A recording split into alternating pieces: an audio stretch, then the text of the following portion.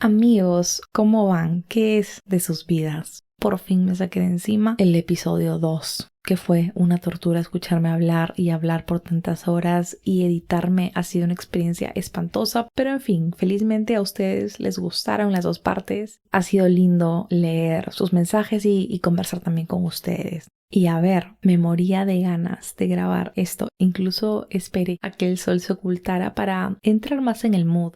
Hoy les voy a contar un par de historias de fantasmas que me han ocurrido a mí. Bueno, historias de fantasmas e historias un poco sobrenaturales y extrañas. Tampoco todos son fantasmas. Pero voy a ir relacionando estas historias con libritos de terror o que de alguna manera estén relacionados a la muerte o tienen una temática así medio darks.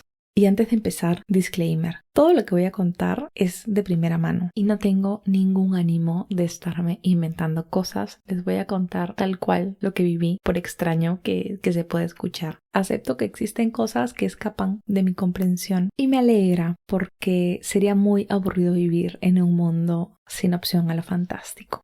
A mí desde chiquita me encantaron las historias de fantasmas. Y no solo de fantasmas, sino de todo lo inexplicable. Me encantaban los ovnis. De hecho, mi primer correo era Aliefer porque adoraba los aliens y un desadaptado me lo hackeó cuando iba a chatear por Messenger a una cabina por mi casa y me puso de nick algo así como me gustan las tetas y el pene, no sé. Y yo tenía como 11 años, fue horrible, maldito seas, internauta anónimo. Pero bueno, yo estaba obsesionada con ver Infinito Fácil por ver sus programas de fantasmas. Hasta ahora le tengo miedo a la oscuridad. Pero yo vivía fascinada por este mundo de lo oculto y lo extraño. Y hasta ahora soy de las personas que cuando va a un lugar, de las primeras cosas que pregunta es si hay penan. Me encanta ese momento en las reuniones cuando empiezan a contar historias sobrenaturales y cada historia se pone más tétrica que la anterior. Ya, soy súper fan de todo esto. Y por lo mismo que me gusta escuchar estas historias en la voz de los testigos, nunca le he dado demasiada bola al terror en la literatura. Sí, he leído varios libritos de terror y me encantan, los disfruto muchísimo, pero tampoco es que sea mi género favorito sobre todos los demás. Mientras que el chisme fantasmal sí está en mi top 3 de chismes junto a Rajes de Hombres, Infaltable y Dramas Personales.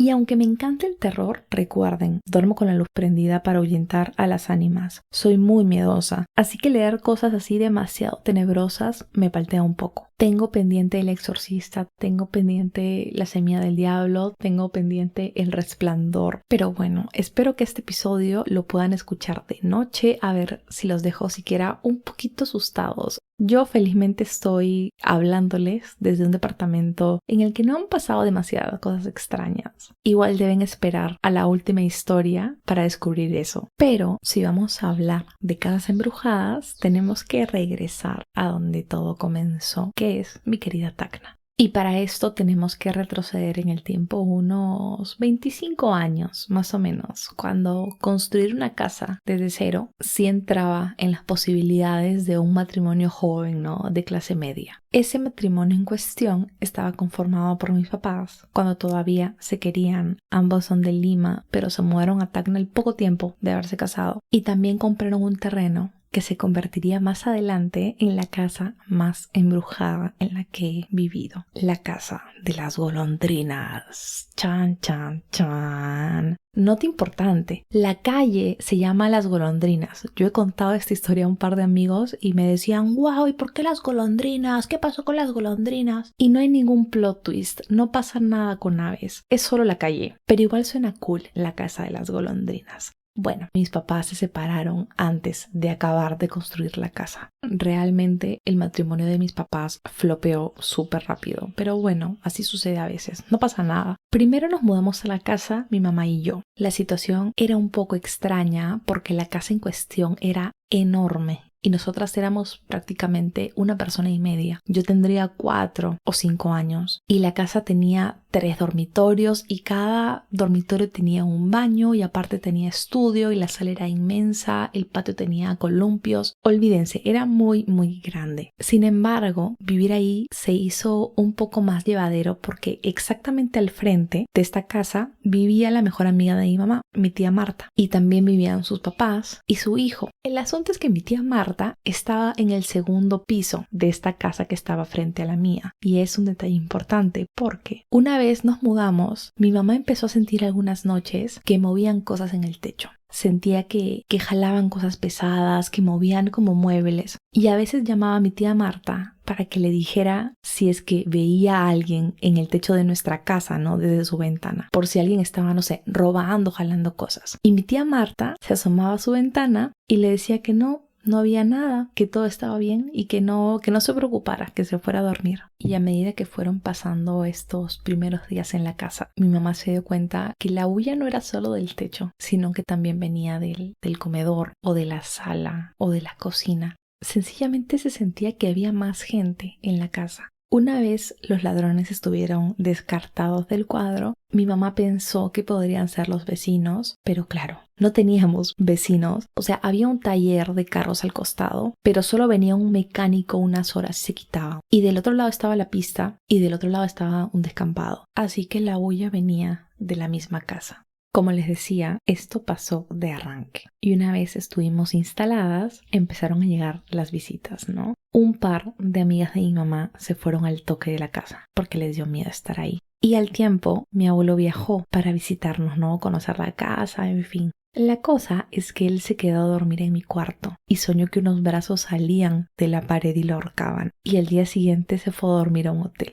Mi tío Iván, que es el hermano menor de mi mamá, también viajó para visitarnos, se quedó en el mismo cuarto y tuvo el mismo sueño. Y por supuesto que tampoco se quedó a dormir en la casa. Y yo tampoco llegué a dormir en mi cama, en mi cuarto, porque me daba miedo dormir sola. Y no es que identificara que hubieran fantasmas, pero me daba miedo estar sola, me daba miedo no estar con mi mamá. De hecho, un día vi una luz en las puertas de mi closet, pero en sí no me asusté porque llamé a mi mamá y cuando se lo conté, ella toda buena me dijo: "Ay, Fernanda, es un ángel". Y yo me sentí la niña iluminada durante años porque decía: "Wow, el ángel me eligió a mí para mostrarse, soy la elegida, soy especial". Cuando ya llevábamos un tiempo viviendo ahí, un amigo de mi mamá la animó a que vaya pues con un brujo a preguntar qué onda con la casa, sobre todo pensando que pues estaba conmigo ahí y que vivíamos las dos solas, ¿no? La cosa es que apenas el pata la vio, le dijo: "Tú vives en una casa con penas". Es un hombre que lleva a unas niñas encadenadas. Y mi mamá justo escuchaba que arrastraban cosas y el pata le dijo de arranque que estas niñas llevaban cadenas. Entonces hubo ahí un match. Esto de las cadenas siempre me hizo pensar que eran, no sé, prisioneros de la guerra del Pacífico, porque Tacna fue ocupada y toda ocupación conlleva mucha violencia. Pero eso ya es un aporte de mi propia cosecha. Realmente no sé qué onda con esos fantasmas.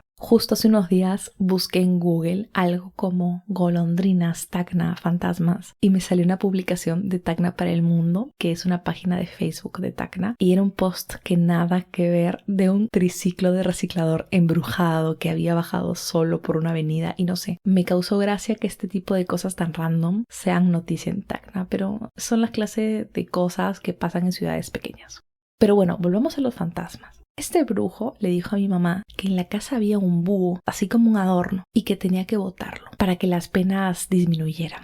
Mi mamá llegó a la casa, buscó el famoso búho y encontró uno de plata que le habían regalado en el trabajo. Supuestamente los búhos son de la suerte y no es que le hayan hecho brujería ni nada, pero mi mamá lo botó y realmente las penas sí bajaron un montón. Nuevamente es de esas cosas que yo no tengo explicación alguna. Al tiempo, mi papá entró a la casa, así que nos fuimos con mi mamá y como 2 años después la vendieron. Y una vez se vendió, los nuevos dueños sintieron y vieron cosas extrañas también, pero eso lo guardo para la segunda historia. Vayamos con el libro. El recurso de la casa embrujada es un clásico en las historias de terror y es fascinante cuando un elemento inanimado se vuelve prácticamente un personaje más, que es lo que yo siento que ocurre con estas casas del horror. Cuando yo recuerdo la casa de las golondrinas, recuerdo una atmósfera rara que por supuesto está contaminada pues por mis miedos infantiles y por lo que mi mamá me contó después, pero era una casa pesada y por eso quería hablarles un poco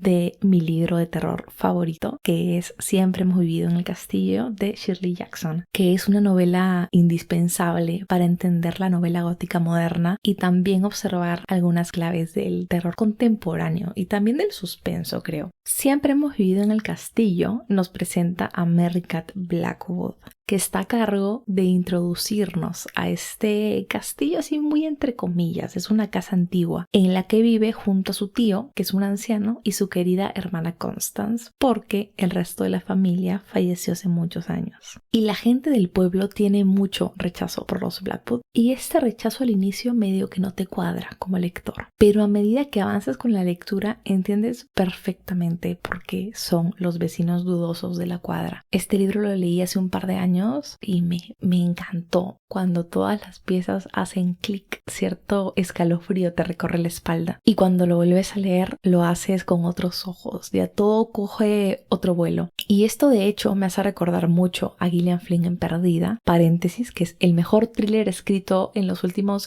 20 años, junto a Los hombres que no amaban a las mujeres. Cierro paréntesis. Y es porque estas autoras colocan detalles que pasan desapercibidos a primera lectura porque hay otros elementos de la narrativa que están tomando protagonismo. Y es recién cuando el giro sucede que te das cuenta de que has sido cruelmente timado y que todo estuvo frente a ti y tú no lo notaste. Y por eso es una experiencia maravillosa releer este libro. Merricat tiene 18 años, como les decía, es la narradora y protagonista, y es fácil notar que hay algo raro con esta chica. Es, para empezar, una narradora no confiable. Además tiene un tema con los amuletos, medio como brujería, lo cual es muy cool porque dicen que la autora practicaba brujería. Pero eso lo dejo para el episodio de autores y libros malditos, guiño guiño. Pero a la vez esta chica se comporta muchas veces como una niña, entonces juega con esta dualidad entre la inocencia y la oscuridad y no tienes idea de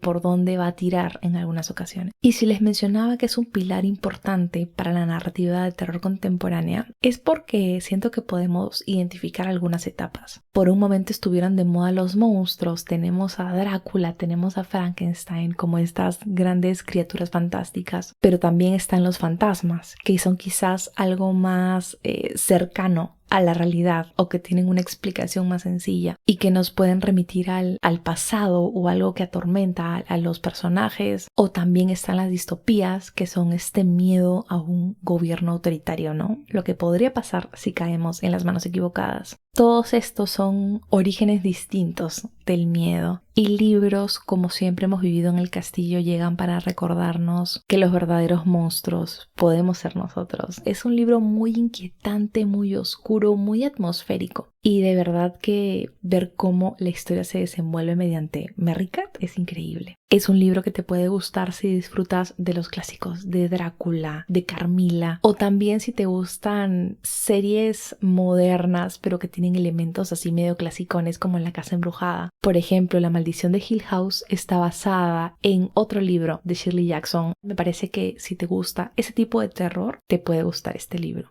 Y a propósito que esta es una historia en la que estoy más chiquita, me gustaría recomendarles 2 libritos infantiles alrededor del tema. Uno es La oscuridad, escrito por Lemony Snicket e ilustrado por John Klassen, que nos cuenta la historia de un niño al que le da miedo a la oscuridad. Y justo compré porque me hizo recordar a mí viviendo en esa casa. Y el otro es Cómo hacerse amigo de un fantasma, ilustrado y escrito por Rebecca Green, que es como una guía de pasos a seguir para conseguir que un fantasma se vuelva tu amigo. Ambos libritos son súper tiernos, con ilustraciones bellísimas. El último es súper divertido y creo que si les gustan los libros ilustrados o tienen peques o ahijados con problemas para quedarse dormidos o miedo a las pesadillas, este tipo de temas, creo que ambos libros se ajustan muy bien a esas necesidades.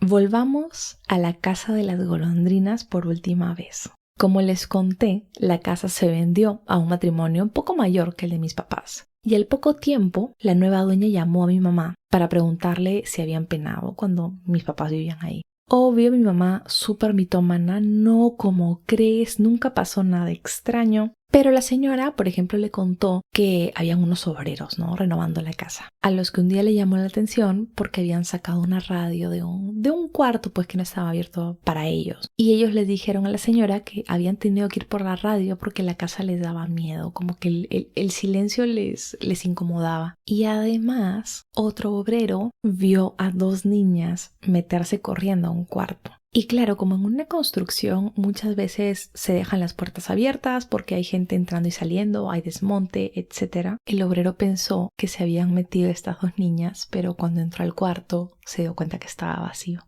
Hasta ahí creo que los hechos coinciden con lo que sabíamos de la casa. Sin embargo, el asunto se puso más raro y aquí arranca la segunda historia. Primero, un poco de contexto. Mi papá, como les conté, estuvo viviendo un tiempo en esta casa y mi papá adoraba la casa. La veía preciosa, siempre compraba cositas para ponerla más bonita y adoraba el jardín, olvídase, era su adoración. Y era su primera casa, la había construido de cero. Y me imagino que también debe ser un poco decepcionante construir una casa, pues, pensando en disfrutarla con tu familia y que a la hora de que esté lista ya no hay familia. A él le costó mucho desprenderse de la casa, no quería venderla y algo importante, él nunca sintió nada de penas. Decía que todos estábamos locos, que la casa era perfecta, que de paso éramos unos estúpidos por creer en fantasmas y que la casa era el lugar más maravilloso sobre la tierra. Un día, la nueva dueña vuelve a llamar a mi mamá. Ya le había contado de las primeras penas y mis papás vivían cada uno por su lado. ¿Y por qué es la llamada? Bueno, la señora le pregunta a mi mamá así, de frente, si mi papá tenía otro hijo. Porque solo me conocía a mí, la hija favorita, evidentemente. Y yo tengo un medio hermano mayor, pero no es amigo del podcast, está funado. Así que mi mamá le responde que sí, que mi papá tenía un hijo mayor, a lo que la señora responde preguntándole si este hijo estaba vivo o estaba muerto. Acá ya se pone raro. Mi mamá le dice que sí, que Diego está vivo, y la señora le cuenta que como 2 días antes le habían tomado la foto a un perrito en esta casa, y detrás del perrito, prepárense, aparecía mi papá. Pero mi papá más joven, así como con barbita medio desenfocado, y la señora al darse cuenta, al reconocer a mi papá, pensó que había tenido un hijo, que había fallecido y que pues se había manifestado, ¿no? De esa forma. Así que vamos a la casa de las golondrinas, la señora nos invita y nos recibe así nerviosa y nos muestra la foto. Y amigos, efectivamente mi papá estaba en esa foto. Es de las cosas más extrañas que me han pasado y yo hasta ahora recuerdo clarito la foto y no entender nada porque la estábamos viendo en una compu porque era la época de las cámaras digitales. Y era mi papá, más joven como les digo, y sonriente, y era mi papá. Era mi papá, es que es súper extraño. Por supuesto que después le enviaron la foto a mi papá y él dijo que era el televisor, que justo habían entrevistado a un salsero random, que estábamos locas, pero el televisor estaba más abajo. En la foto estaba mi papá. Lo recuerdo clarito y realmente nunca pudimos explicarlo y tampoco creo que vayamos a poder hacerlo algún día. Mi mamá siempre tuvo la teoría de que mi papá estaba tan aferrado a la casa, le costó tanto irse que una partecita suya de energía se quedó ahí. Y creo que es lo que más sentido puede tener dentro de lo extraño de la situación. Pero siempre quedará con nosotras ese interrogante sin responder. Además, el día que fuimos a la casa, la señora nos contó que el esposo coleccionaba carros antiguos y que quería comprar el terreno de atrás para extender el patio y no sé qué. Nos dio a entender que tenían planes a largo plazo con la casa. Sin embargo, tiempo después vimos que la pusieron en venta. Así que nada, no sé por qué la vendieron. Me encantaría saber cómo conviven los nuevos dueños con las penas o qué onda. Pero supongo que es también de esas cosas que nunca van a tener respuesta. Y bueno, esta historia ya es menos clásica que la anterior. Ya estamos más modernos. En sí tu historia no es un clásico cuento de fantasmas. Y claro, cuando hablamos de terror urbano, tenemos que hablar de la reina indiscutible Mariana Enríquez. Yo la leí por primera vez, me parece, en el 2019 o 2018. Leí Las cosas que perdimos en el fuego y Los peligros de fumar en la cama y quedé obsesionadísima con sus cuentos. Los peligros fue publicado en el 2009 y por más que muchos cuentos me encantaron y por ejemplo encontré más humor que en su siguiente recopilación de cuentos, hay muchos relatos que no están tan tan redondos como en Las cosas que perdimos en el fuego. Y creo que un editor más frío se hubiera volado un par de cuentos. Pero bueno, vamos en sí con los cuentos de Mariana. El universo por el que Mariana Enríquez se mueve se parece mucho al nuestro. No es un mundo fantástico, no es el Buenos Aires de hace 200 años, no es la casa embrujada de Shirley Jackson, sino que sus escenarios son como el cuarto desde el que les hablo ahora. El mundo urbano y mundano, pero en el que se cuela el horror y lo sobrenatural y lo monstruoso. El terror que maneja Enríquez irrumpe en lo cotidiano, a veces va muy lento y luego te estalla de golpe. Pero muchos de estos cuentos encajarían con la premisa de la historia que te cuenta un amigo que le pasó a un amigo. Y por más que cada cuento tenga diferentes monstruos u horrores, por así decirlo, todos están unificados por el telón de fondo, que es una Argentina cotidiana, muchas veces así en la noche, muchas veces en los márgenes, ¿no?, de la ciudad.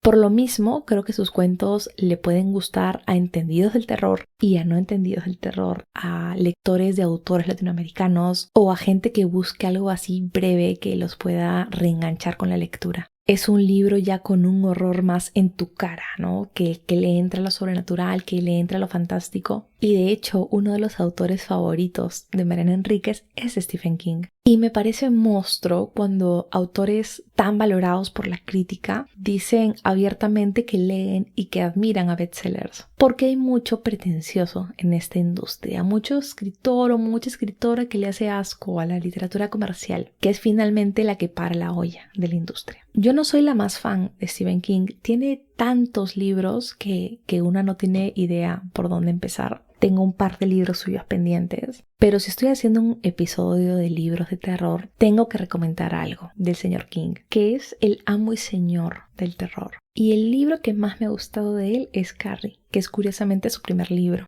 Adoro la película de Brian De Palma, tuve pesadillas con el rostro ensangrentado de Sissy Spacek. Y el libro también es súper cool.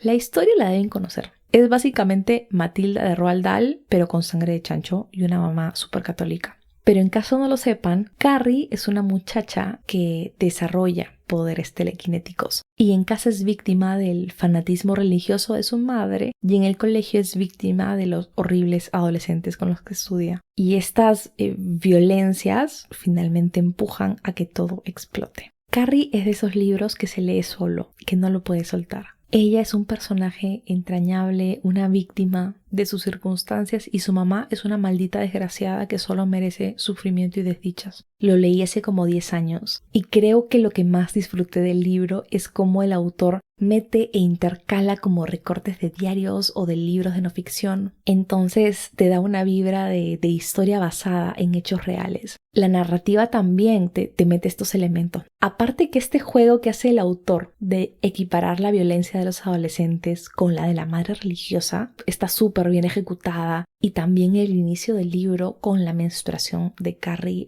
todo es muy chévere. De verdad que lo recomiendo mucho si como yo se abruman un poco al ver la producción inmensa de Stephen King. Y ahora volvamos a las historias de terror. Como les he contado, a mi papá le dio cáncer. Y una vez falleció, salí a caminar con mi mamá por un parque que está por mi casa. Y ella me estaba gritando porque mi vida se resumía en despertar, bañarme, meterme a mi cama y leer. Estaba deprimida por todo lo de mi papá. Pero a mí me llegaba que ella me gritara y no sé qué le dije, creo que tuvo como una respuesta fea, pero apenas terminé de hablar sentí un cocacho en mi cabeza y me quedé palteadaza, volteé y claro, no había nada, así que me quedé pensando que pudo ser mi papá asado desde el más allá. Y la última señal que sentí con él después de que murió fue cuando entregué mi tesis de pregrado. Tenía programada mi expo para un 14 de diciembre, pónganse. Así que el 3 estaba chambeando y recibo un mail de la profesora diciendo que mi trabajo estaba incompleto, que no podía exponer y que jalaba el curso automáticamente. En esa época yo trabajaba full time y no me había dado la vida para enviar el trabajo completo, pensando que la profesora sería benevolente. Así que recibir ese mail me bajó la presión, me dio un ataque de pánico porque no podía jalar, porque eso significaba llevar todo un ciclo extra en la U. Así que me fui corriendo de la chamba, llorando y temblando, helada, y tomé un taxi para la universidad a buscar a la profesora. Para esto yo no sabía si la profesora estaba en la universidad. Estaba actuando de puro impulso.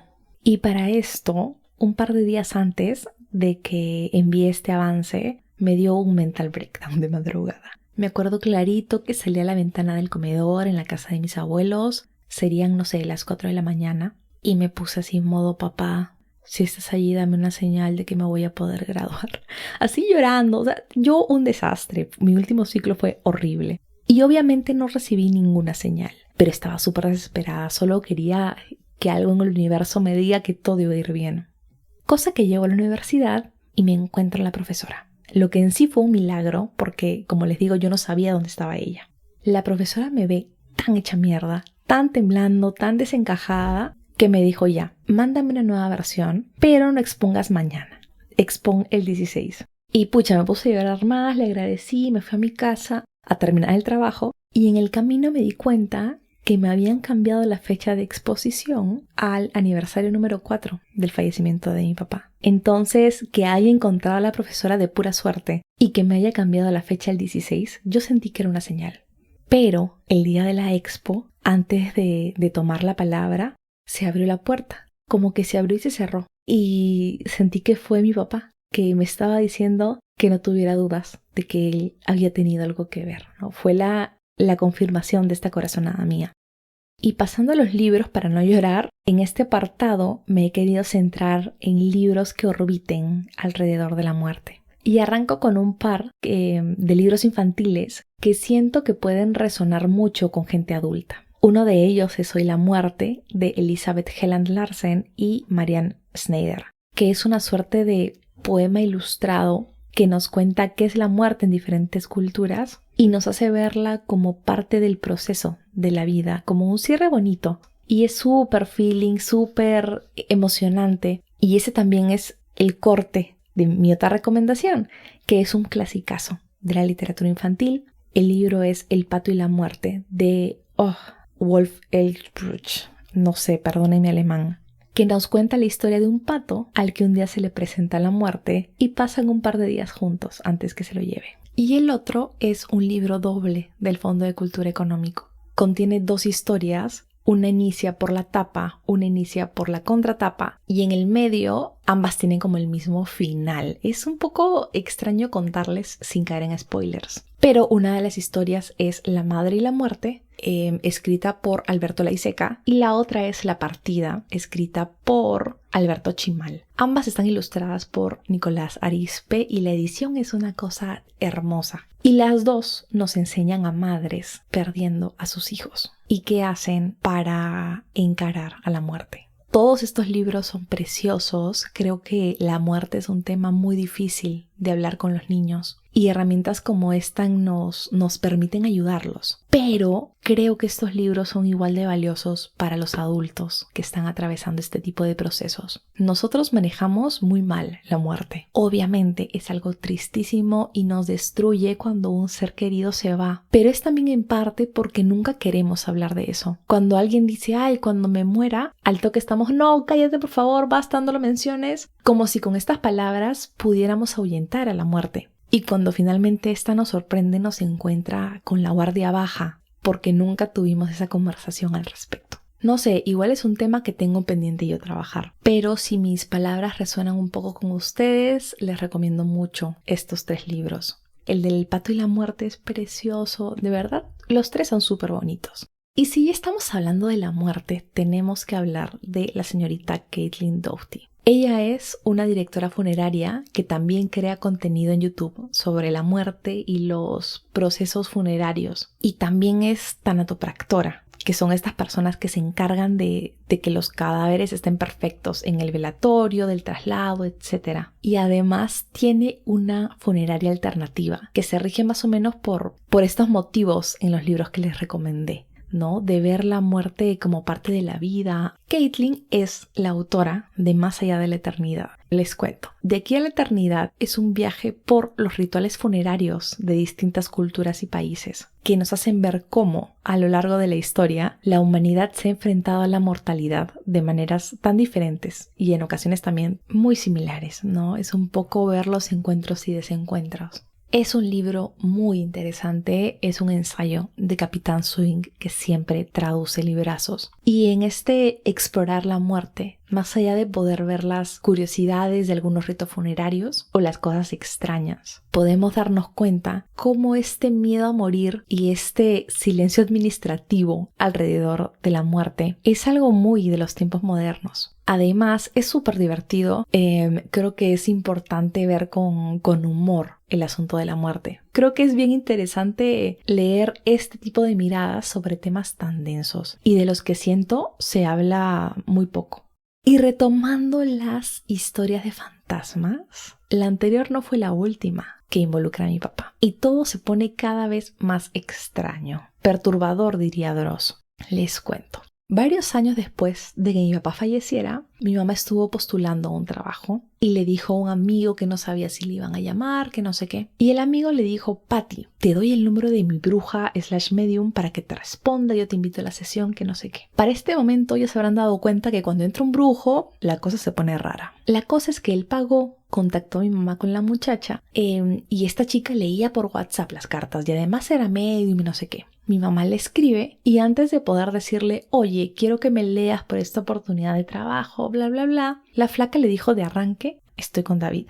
David es el nombre de mi papá, por si no lo he mencionado hasta ahora. Y mi mamá demoró un poco en conectar ambas cosas. Tomen en cuenta que mis papás se divorciaron en los 90s. Si buscas a mi mamá en Facebook, no encuentras nada de mi papá. Y pasa lo mismo si stalkeas a mi papá, que sigue teniendo Facebook. Es muy random, pero 10 años después de morir, hay gente que sigue saludando a mi papá por su cumple en Facebook. Y el pobre sale como casado, pero ya no sale con quién, porque su viuda ya lo eliminó como esposo, porque tiene uno nuevo. No sé, son cosas graciosas y randoms de morir en la era Facebook, pero en fin. El asunto es que es imposible conectar a mi mamá con mi papá vía Facebook o vía internet. Además, esta chica vivía en otra ciudad y tampoco sabía el apellido de mi mamá, porque el amigo que pagó le dijo solo: mi amiga Patty te va a contactar y ya está.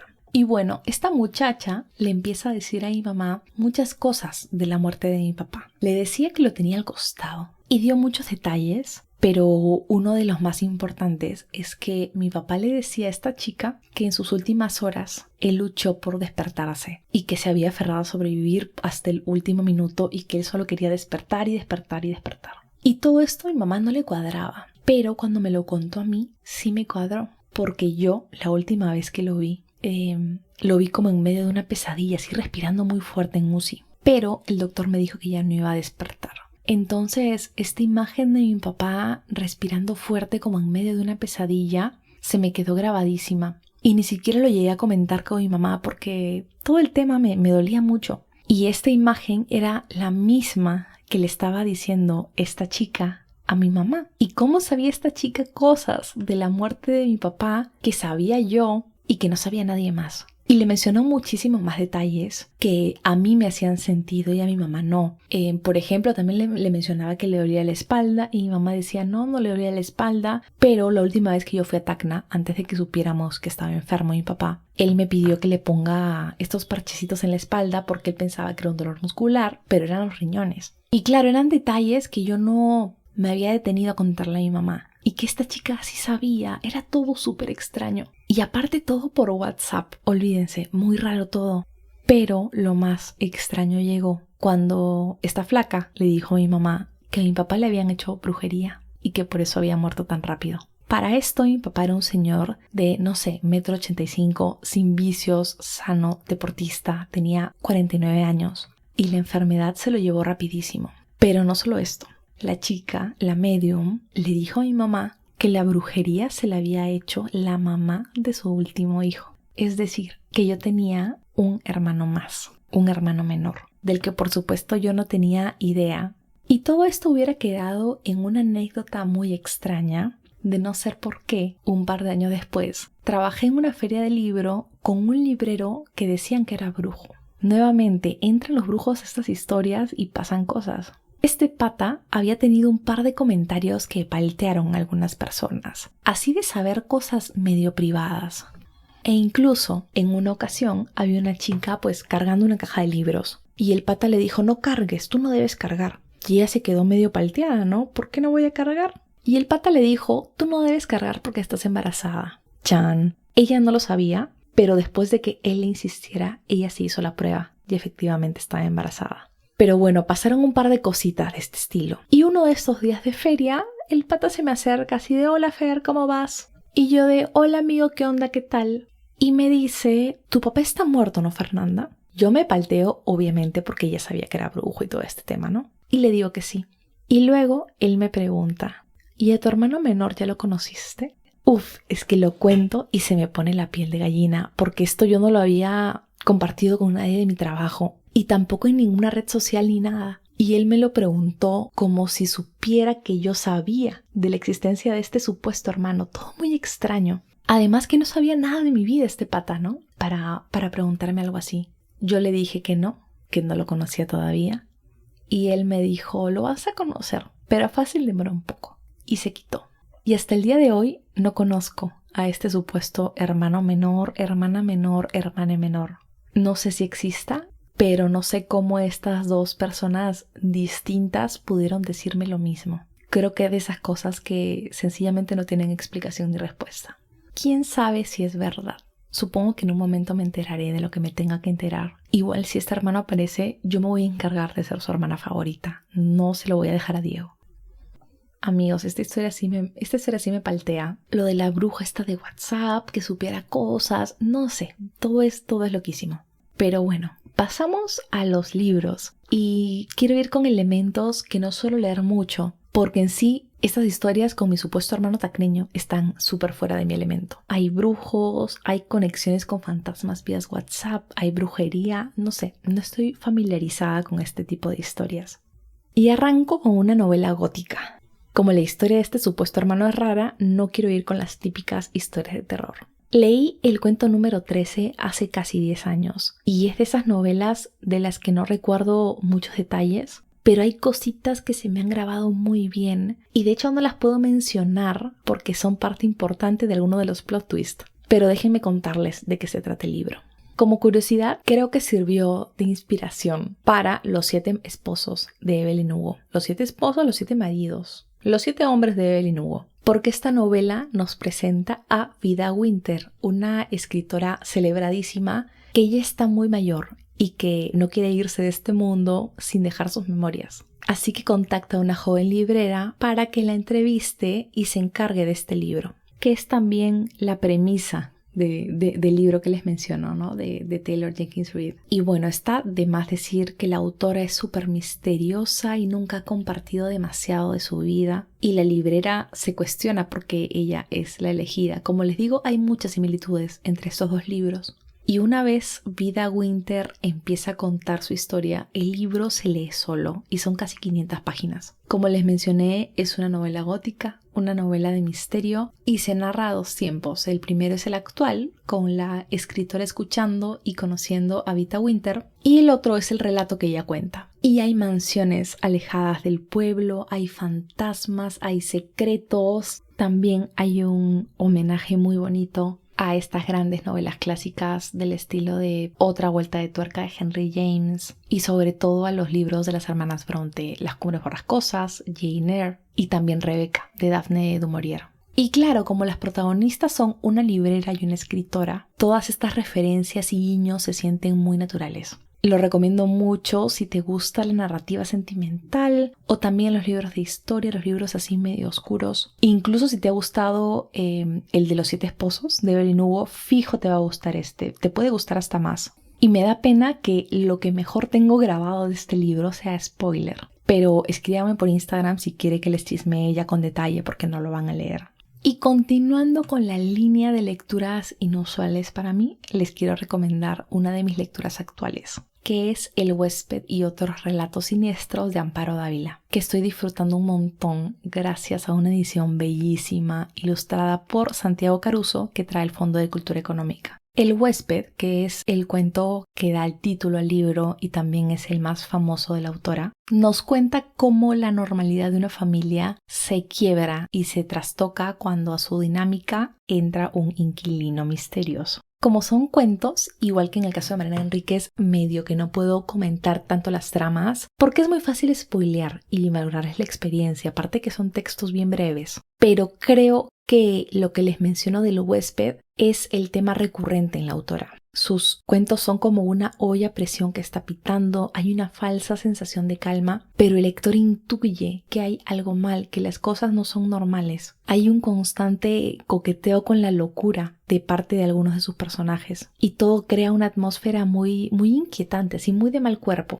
Porque ves cómo este protagonista se va desquiciando por motivos convincentes, pero la gente que lo rodea no los puede ver. Y tú sí percibes el mal acechando. Y los monstruos de Amparo Dávila dan pie a muchas interpretaciones. Este huésped, por ejemplo, es literalmente un huésped en la casa, pero su presencia en este lugar representa mucho más que esa literalidad. Entonces siento que es de esas lecturas que pueden ser muy entretenidas en un club de lectura, por ejemplo. Además, la edición ilustrada es maravillosa. El trabajo de Santiago Caruso es súper darks y potencia la oscuridad de los textos. Y claro, como yo leo más traducciones que libros de autores latinoamericanos o españoles, es muy bonito leer historias tal cual fueron escritas, sin esta barrera de la traducción. Y es así como llegamos a la última historia del día. Y es sobre el departamento en el que viví un par de años, que está justo debajo del que vivo hoy en día. Les doy el resumen. Mi mamá compró hace muchos años un departamento en un tercer piso, pero lo compró cuando vivía en Tacna, y en el depa vivían mis abuelos desde los años 60. Cuando yo empecé la universidad, me mudé con mis abuelos a este departamento, y mi mamá se mudó con nosotros cuando murió mi papá, ¿no? Para no dejarme sola. Pero no tardamos en darnos cuenta que el departamento era muy chico para tantas personas. Resulta que al poco tiempo un departamento del segundo piso en el mismo edificio se desocupó. Y con mi mamá se nos ocurrió mudarnos porque era perfecto, estábamos súper cerca de mis abuelos que estaban viejitos, la zona es tranquila, la mudanza iba a ser muy fácil, realmente todo nos indicaba que iba a ser la mejor idea. Sin embargo, primera red flag, no contábamos con que el departamento del segundo piso estuviese tan hecho mierda. Las cañerías no funcionaban, las puertas de los reposteros estaban rotas, el piso estaba manchado, todo estaba muy sucio. Y no solo esto, sino que cuando yo entré sentí que el departamento estaba frío y no me sentía muy cómoda. Pero claro, lo atribuí a que era este feeling de que el departamento estaba feo y estaba descuidado.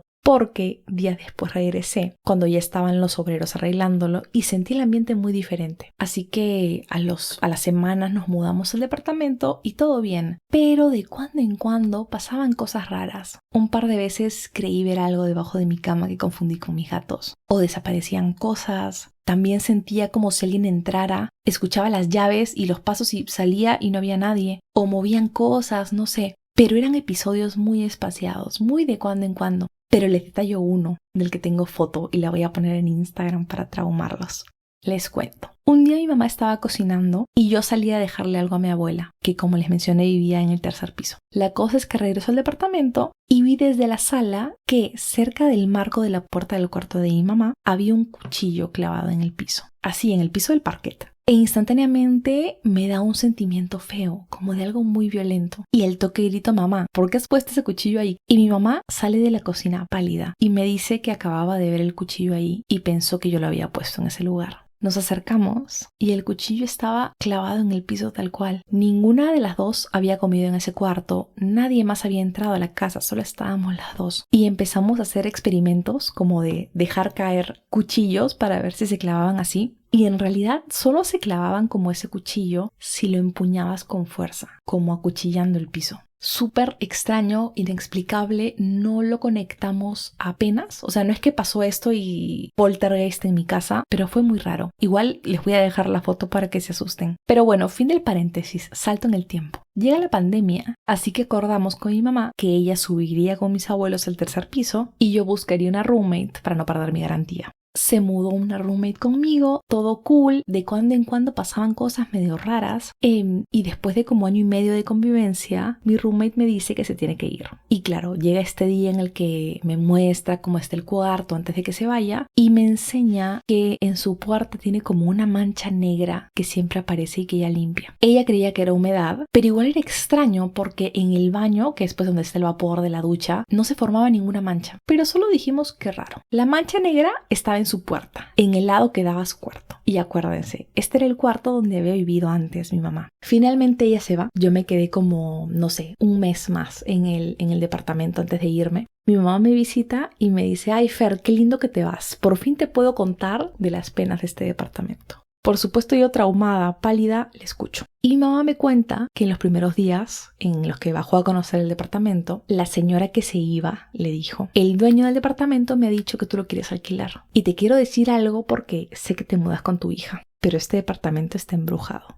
La señora le dijo a mi mamá que en el departamento penaban, que era un departamento muy pesado, pero que al cuarto de ella no se metían. Y mi mamá observó que en la puerta del cuarto de esta señora habían cruces con pintura negra. Todo esto le dio una vibra muy fea a mi mamá. Por supuesto que no me dijo nada, pero nuevamente llamó ¿a quién? A un brujo. El brujo vino. Me encanta la colección de brujos. Igual este es mi brujo favorito. Bueno, el brujo vino y le dijo que habían hecho magia negra, que habían energías muy feas y que todo estaba como centrado en el closet de uno de los cuartos. Por supuesto, no en el cuarto de las cruces negras. Acuérdense de esto también.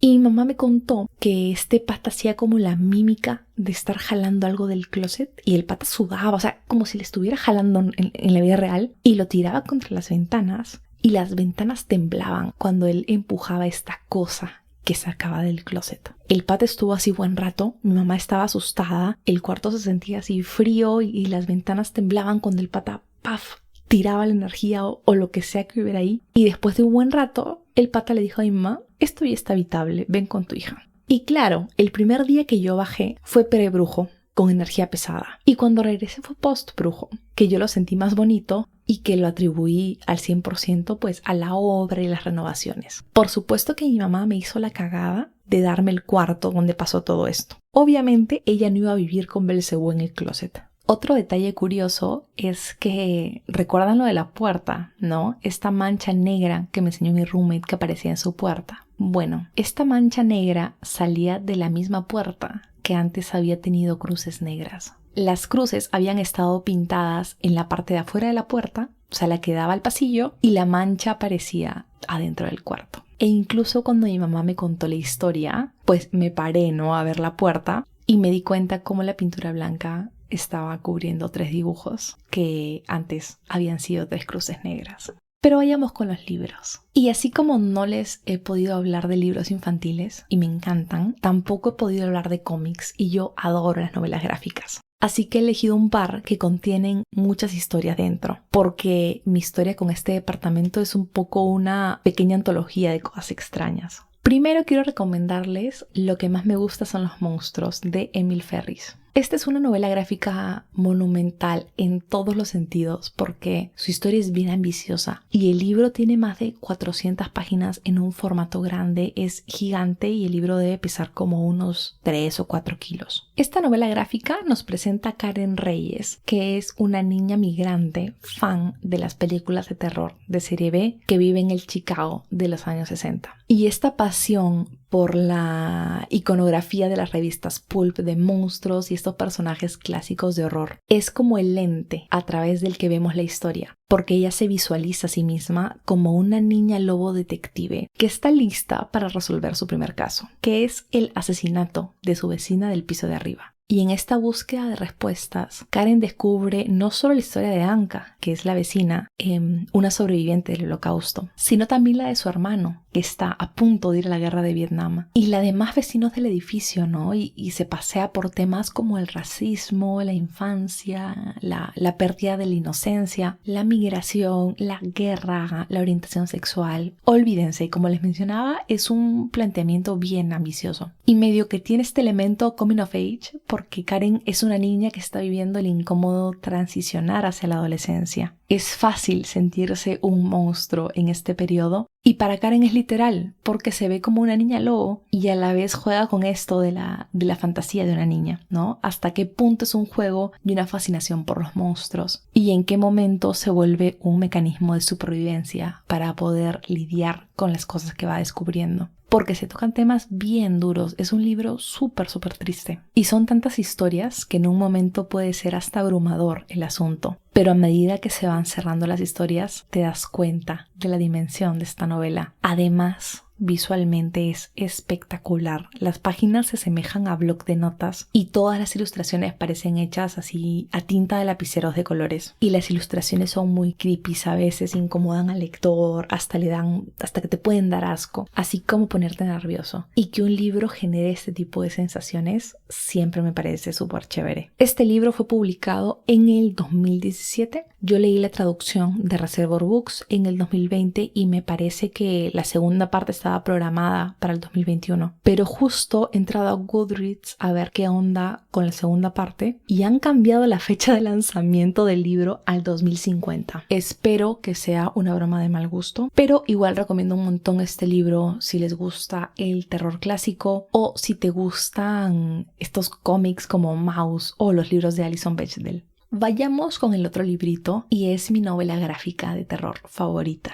Se llama Cruzando el bosque de Emily Carroll, que es una antología de relatos tenebrosos. La autora te sumerge en este mood rural para entregarte 5 cuentos espeluznantes que tienen en común el bosque como casi un personaje de fondo que es el origen de todo lo malo. Todos los relatos son buenísimos, el ritmo no decae y como les digo son de época, así que nos llevan un poco por leyendas urbanas. Hay misterio, hay criaturas extrañas, hay sangre, hay ojos saltones. Son cuentos muy en la onda de la película La Bruja o El jinete sin cabeza, de este tipo de terror que siento se cuenta en las fogatas de estos campamentos gringos. Y por más que las ilustraciones no son realistas, este libro me dio muchísimo miedo. De hecho, lo revisé un poquito para preparar este episodio y me palteé. Creo que es el libro que más se me ha quedado grabado antes de ir a dormir. Las ilustraciones son fascinantes, cada página podría ser un cuadro y es la misma Emily Carroll, la que escribe los textos, la que ilustra y también la que colorea. Me parece una mujer hiper talentosa porque sabe conectar a la perfección los textos con las viñetas y nos da la cantidad justa de información para que podamos completar estas historias.